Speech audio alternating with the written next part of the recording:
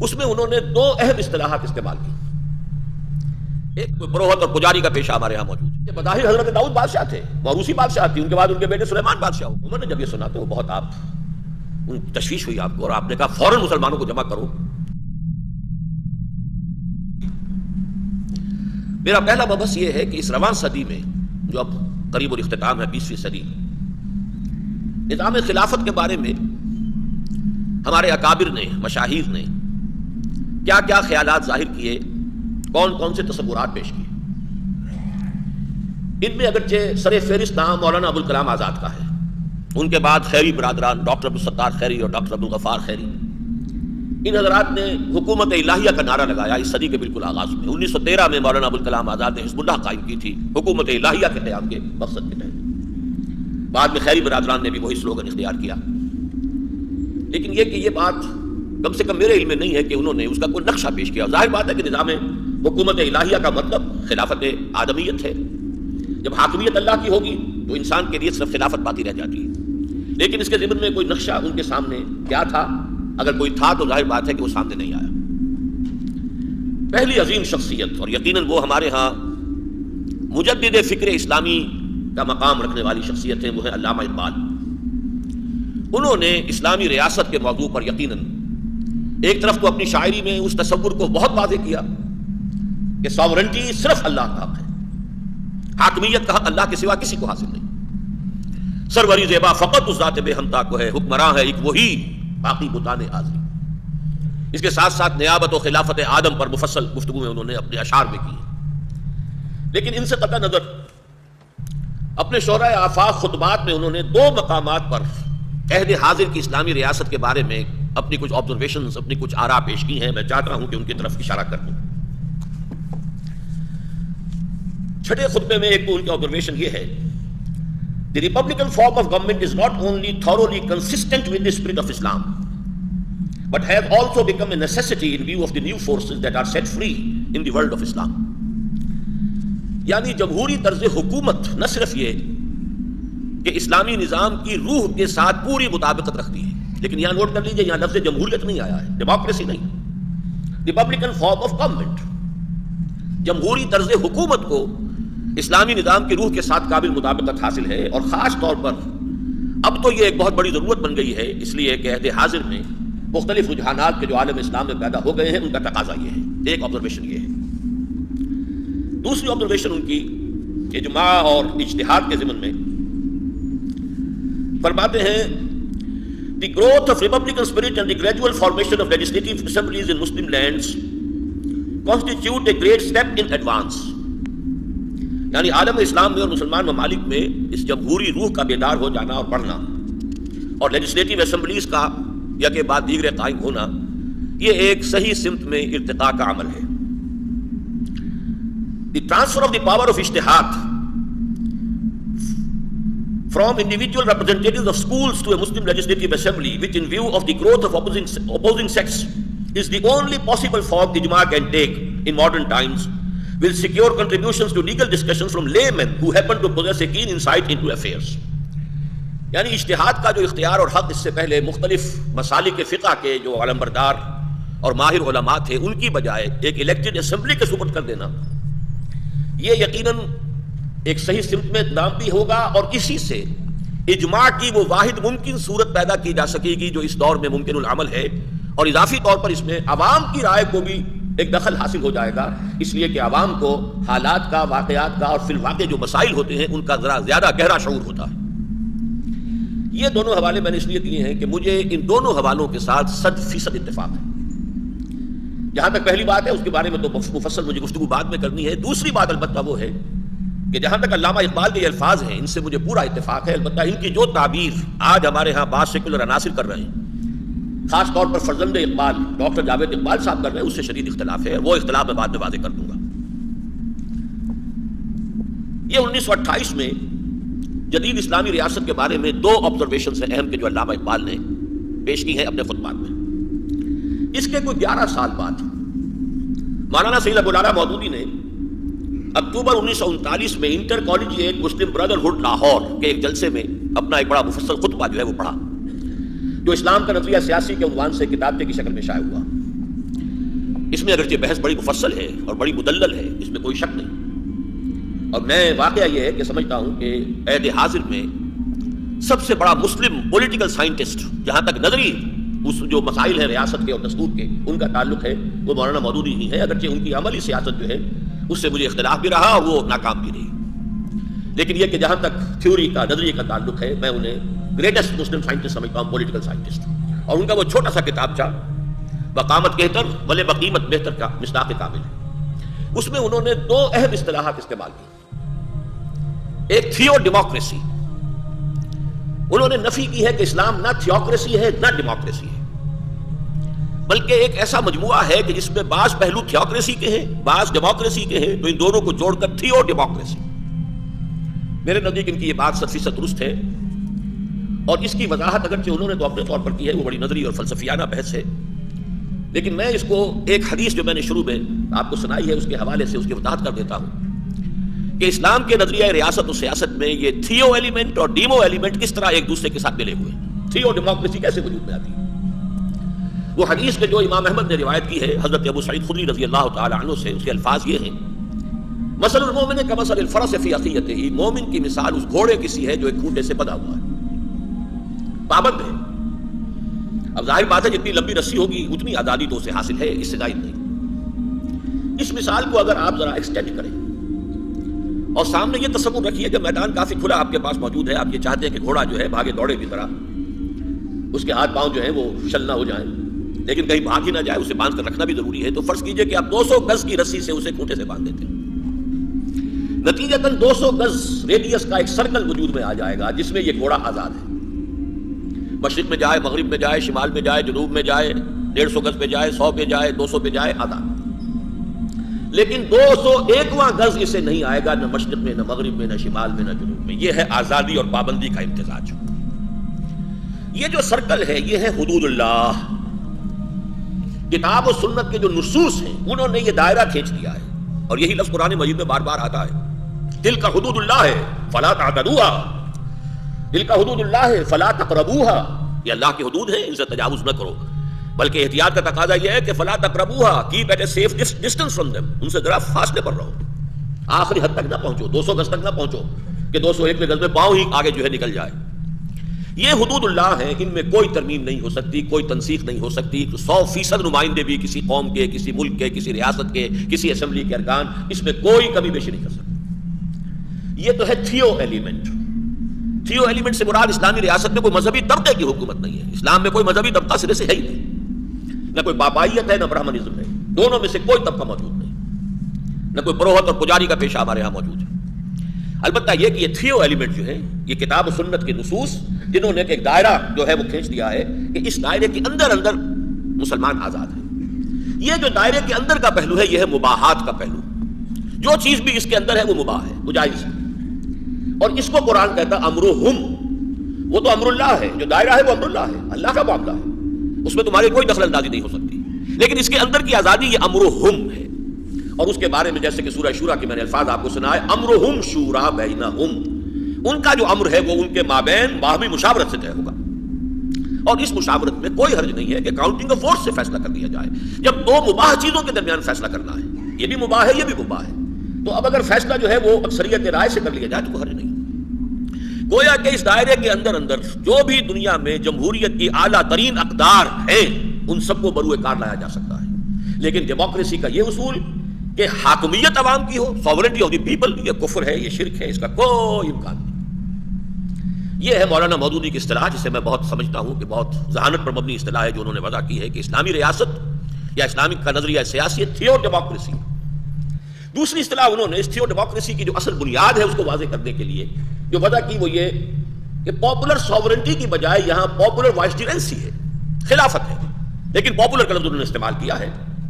میں اس کو تھوڑا سا اس سے اختلاف کرتا ہوں کہ پاپولر کا لفظ مولانا نے تو استعمال کیا ہے پاپولر ساورنٹی کے بالمقابل لانے کے لیے، پاپولر وائسڈرنسی،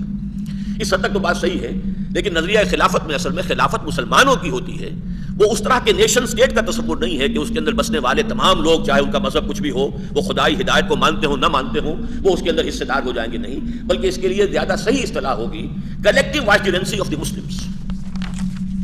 بہرحال اس چھوٹی سی ترمیم کے ساتھ جیسا کہ میں نے عرض کیا مجھے مولانا مودودی مرحوم کی ان دونوں اصطلاحات کے ساتھ کامل اتفاق ہے۔ یہ تو میں نے جائزہ لیا ہے کہ اس صدی کے دوران ہمارے بعض اکابر نے بعض مفکرین نے اسلامی ریاست یا نظام خلافت کے بارے میں کیا باتیں کہی۔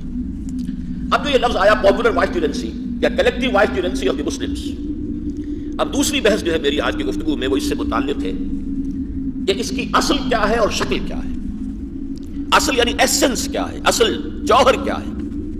اور شکل یعنی یہ کہ اس کی امپلیمنٹیشن کی فارم کیا ہوگی، اور اس کے اعتبار سے تھوڑا سا تاریخی جائزہ بھی ہمیں لینا ہوگا۔ اصل کے اعتبار سے یعنی اسینشلی، بیسیکلی، فنڈامنٹلی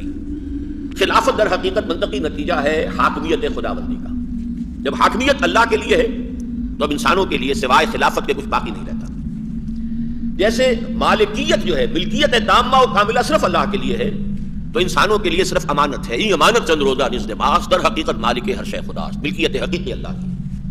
تو حاکمیت مطلقہ اللہ کی ہے، اس کا نتیجہ جو ہے، اس کا عکس جو ہے وہ لازماً یہ ہے کہ انسان کے لیے خلافت ہے۔ اسی لیے حضرت آدم کی تخلیق کے لیے اللہ تعالیٰ نے جو الفاظ ارشاد فرمائے سورہ بقرہ میں وہ میں نے آپ کو سنائے، وَإِذْ قَالَ رَبُّكَ لِلْمَلَائِكَةِ إِنِّي جَاعِلٌ فِي الْأَرْضِ خَلِيفَةً، آدم کا یہ مقام اور یہ مرتبہ اور یہ حیثیت تھی۔ یہاں تک اس کی امپلیمنٹیشن کی فارم کا تعلق ہے، اس کو جیسا کہ میں نے عرض کیا کہ ذرا تفصیل سے سمجھنا ہوگا کہ اس میں تاریخ کے دو ادوار میں یہ معاملہ مختلف شکل اختیار کرے گا۔ جہاں تک اللہ تعالیٰ کی حاکمیت کا تعلق ہے، میں نے آیت مبارکہ سورہ یوسف کی آپ کو سنائی تھی، الحکم الا للہ،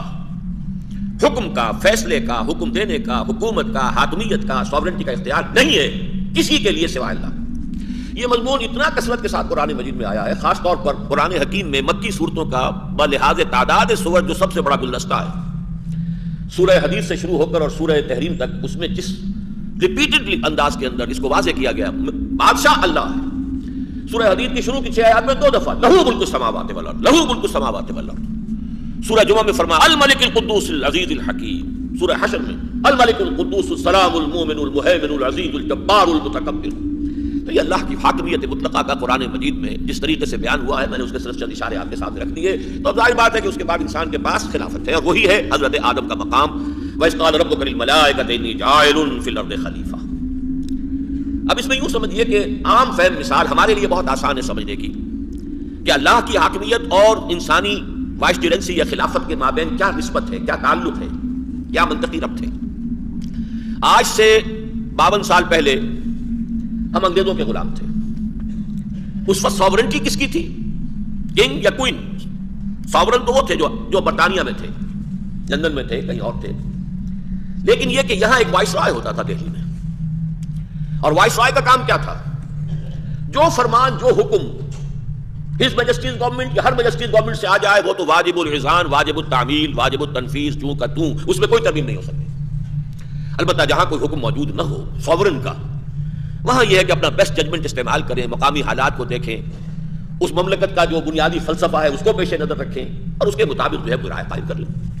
بعین ہی یہی تعلق ہے اللہ تعالیٰ کی حاکمیت اور انسانی خلافت کے مابین۔ فرق یہ ہے